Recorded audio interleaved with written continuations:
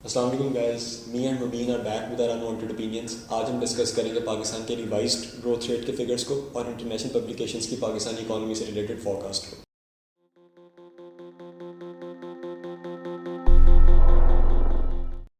National accounts committee ने recently जो growth के फिगर्स लास्ट ईयर आए थे 3.94% की जो प्रोजेक्शन थी उसको रिवाइज किया है अप टू 5.37%।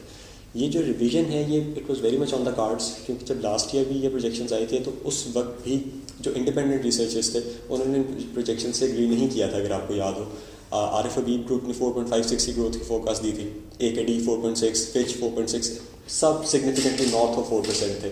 उसकी वजह ये थी क्योंकि जो गवर्नमेंट ने प्राइमरीली जो लार्ज स्केल मैन्युफैक्चरिंग की फोरकास्ट गवर्नमेंट ने एस्टिमेट की थी वो 9% की थी, और जो इवेंचुअली लास्ट क्वार्टर को इनकॉर्पोरेट करने के बाद जो हमने फोरकास्ट देखी, टोटल ग्रोथ नंबर देखा 15% LSM सेक्टर में था।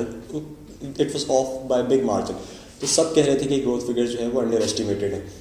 अब जो फाइनल ग्रोथ फिगर्स हमारे सामने है इसमें हम देख रहे हैं कि एग्रीकल्चर सेक्टर में 3.5% की ग्रोथ है, इंडस्ट्री में 7.8% की ग्रोथ है, सर्विसेज में 5.7% की ग्रोथ है। तो अक्रॉस द बोर्ड एक कंप्लीट हमें ग्रोथ नज़र आ रही है यहाँ पे। अच्छा, now this growth has come contrary to the popular narrative that has been built in media around the previous fiscal year. तो इसमें despite Covid, despite the stringent economic measures across the world, ये growth किन factors की वजह से हमारे वजूद में आई? अच्छा, जब कोविड आया था तो मेजर इकोनॉमीज़ ने ये डिसीजन लिया कि वो उन्होंने अपनी इकोनॉमीज़ को लॉकडाउन कर दिया। बट हमारी गवर्नमेंट की ये डिफरेंट पॉलिसी थी। उन्होंने स्मार्ट लॉकडाउन्स की तरफ गए। उन्होंने कहा कि हम कुछ हिस्सों को जहाँ पे कोविड हॉटस्पॉट्स हैं उनको लॉकडाउन करेंगे, बट अपनी इकोनॉमी को हम खुला रखेंगे। इसके अंदर उन्होंने डिफरेंट पैकेजेस अनाउंस किए ताकि इकोनॉमी एकदम से रीओपन हो, जिसकी वजह से हमें बेसिकली ये ग्रोथ नज़र आती है। उसमें जो डिफरेंट पैकेजेस में से इंक्लूडेड है वो सबसे पहला तो हमारे पास आता है कि टर्फ था। बेसिकली टर्फ होता है इकोनॉमिक रीफाइनेंस, यानी कि अगर आप अपनी कोई इंडस्ट्री सेटअप कर रहे हो या आप कुछ अपना इंक्रीज़ कर रहे हो इंडस्ट्रियल आउटपुट को, तो वो जो गवर्नमेंट है वो आपको लोन दे रही थी, जो कि सस्ते लोन्स थे। तो काफ़ी ज़्यादा ने लोन्स दिए काफ़ी ज़्यादा इंडस्ट्रीज में, जिसकी वजह से हमें ग्रोथ नज़र आई। दूसरा, इन्होंने कंस्ट्रक्शन पैकेज अनाउंस किया, जिसमें अगर आप कंस्ट्रक्शन कर रहे हैं, आपका कंस्ट्रक्शन का कोई प्रोजेक्ट है, तो उसमें सब्सिडाइज लोन है। गवर्नमेंट ने अपने हाउसिंग प्रोजेक्ट्स अनाउंस किए, और इसके अलावा जो डिफरेंट हाउसिंग है जो कि नॉर्मल पब्लिक के लिए है, उसके लिए भी उन्होंने सब्सिडाइज्ड लोन्स दिए।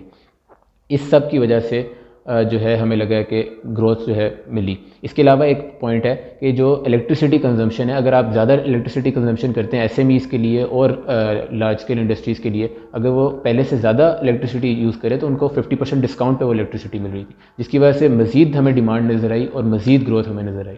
अच्छा, इसमें हमें जैसा आपने मेंशन किया कि मीडिया के अंदर काफ़ी ज़्यादा नेगेटिविटी थी, और इस नेगेटिविटी का ये असर भी था कि जो हमारे एनालिस्ट और रिसर्चर, जिनको हम बहुत ज़रा कहते हैं कि बहुत अच्छे इकोनॉमिस्ट हैं, वो भी इवन 3.94 की फ़िगर को नहीं मान रहे थे।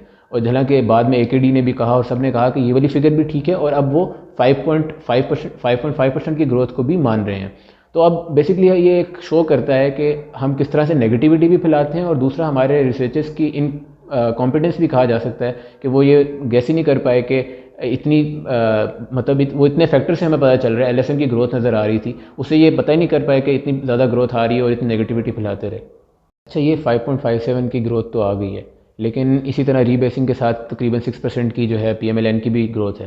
तो ये डिफरेंट किस तरह से है ग्रोथ, तो अगर ये इसमें कोई ज़्यादा फ़र्क तो नहीं है इन दोनों ग्रोथ्स में?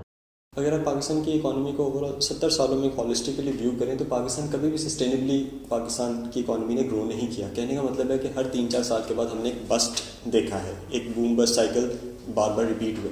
उसकी वजह है कि ग्रोथ जब भी पाकिस्तान ने अचीव किया वो ट्विन डेफिसिट्स रन करके ही अचीव किए। उसमें करंट अकाउंट मैसिव डेफिसिट हुआ है, उसमें फिस्कल डेफिसिट्स भी गवर्नमेंट ने रन किए।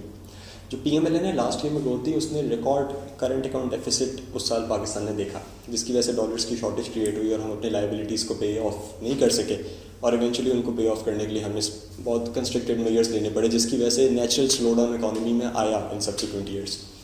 इस ग्रोथ में फ़र्क ये है कि इस ग्रोथ में हमने देखा है कि हमने लास्ट ईयर प्राइमरी सरप्लस भी देखा अपने फिस्कल साइड पे, करंट अकाउंट भी हमने बैलेंस्ड देखा है, जिसकी वजह से इस ग्रोथ में एक सस्टेनेबिलिटी की फोरकास्ट, सस्टेनेबिलिटी का फैक्टर हमें नज़र आता है। और इसी चीज़ को बाकायदा वेरीफाई किया है ब्लूमबर्ग ने रिसेंट अपनी रिपोर्ट में। उन्होंने आने वाले सालों में पाकिस्तान में सस्टेनेबल ग्रोथ की एक फोरकास्ट दी है in the coming years. Consistent growth तभी होगी जब आपके दोनों बैलेंसेस, आपका करेंसी साइड और आपका फिस्कल साइड बैलेंस्ड होंगे। और इसमें सबसे जो इम्पोर्टेंट फैक्टर रहा है पाकिस्तान को जिसने होल्ड बैक किया वो ये है कि हमारी एक्सपोर्ट्स जो स्टैगनेंट रही हैं ओवर द ईयर्स काफ़ी अरसे से, जिसकी वजह से आप जब भी कंजम्पशन बढ़ेगी, इंपोर्ट बढ़ेगी, अगर एक्सपोर्ट उसको मैच नहीं करेगी हमेशा डेफिसिट इन्फ्लेट करेगा।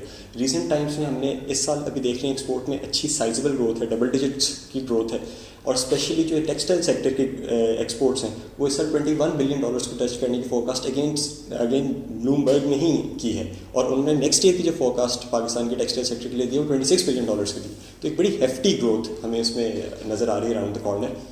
और इस ग्रोथ में एक और जो इसका एक तोरा इम्तियाज़ था वो ये था कि एक इंक्लूसिव ग्रोथ इस सेंस में थी कि जिस इसमें सोशल सिक्योरिटी नेट में जो आपके पॉपुलेशन फॉल करती है उसको भी प्रोटेक्शन दी गई, पहले कोविड से बचाया गया, और इन जनरल जो एहसास के जनरल मंसूबे हैं जिसमें आप एक कमज़ोर तबके को प्रोटेक्ट करते हैं, चाहे वो नशोनुमा से रिलेटेड है, तालीम है या इनकम सपोर्ट है, वो सेक्टर को आप साथ लेके चले हैं, जिसको वैलिडेट किया वर्ल्ड इकोनॉमिक फोरम की रिसेंट रिपोर्ट ने। उन्होंने इसको एक human capital development oriented growth का। तो ये कुछ फैक्टर्स हैं जो इस ग्रोथ को डिफ्रेंशिएट करते हैं माजी में होने वाले ग्रोथ से।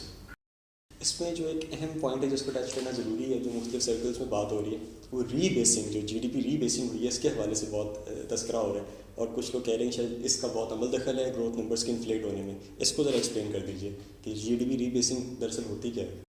अच्छा, रीबेसिंग बेसिकली ये होता है कि हम एक ईयर का GDP रीकैलकुलेट करते हैं। उससे बेसिकली होता ये है कि हमको अपनी इकोनॉमी के बारे में रियल डाटा और रियल टाइम डाटा मिलता है। तो देखें, आपने अगर कोई पॉलिसी डिसीजन लेना है और आपके पास डाटा ही करेक्ट नहीं है तो फिर आप उसके मुताबिक एक पॉलिसी डिसीजन नहीं ले सकते। तो ये रीबेसिंग एक मामूल का बात है जो कि 5-6 साल बाद हो जाती है। ऑल्दो कि ये जो है इस बार 10 साल बाद हो रही है, बट ये एक मामूल की बात है और इसको बहुत ज़्यादा हवा बनाया गया। और जो हम कहें कि ये जो फिगर आई है, जो अच्छी फिगर आई है ग्रोथ की, वो सिर्फ इस वजह से आई है कि रीबेसिंग हुई है, तो ये बिल्कुल गलत होगा। क्योंकि विदाउट रीबेसिंग, जो कि हम 2005-06 की बेस लेते हैं, उसके साथ भी 5.37 की ग्रोथ आ रही है, और जो 2015-16 की बेस है उसके साथ 5.57 की, तो सिर्फ 0.2% जो है वो आप जो है रीबेसिंग को दे सकते हैं। तो बाकी जो ग्रोथ है वो सारी जो है वो नेचुरल है, और वो सारी प्रेडिक्टेड भी थी, डिफरेंट ऑर्गेनाइजेशंस पहले से प्रेडिक्ट भी कर रही थी। तो मेरा ख्याल है ये बिल्कुल अननेचुरल बात है कि आप इसको सारा कुछ रीबेसिंग पर डाल दें। So guys, this was our opinion. Do let us know about your opinions and feedback in the comment section.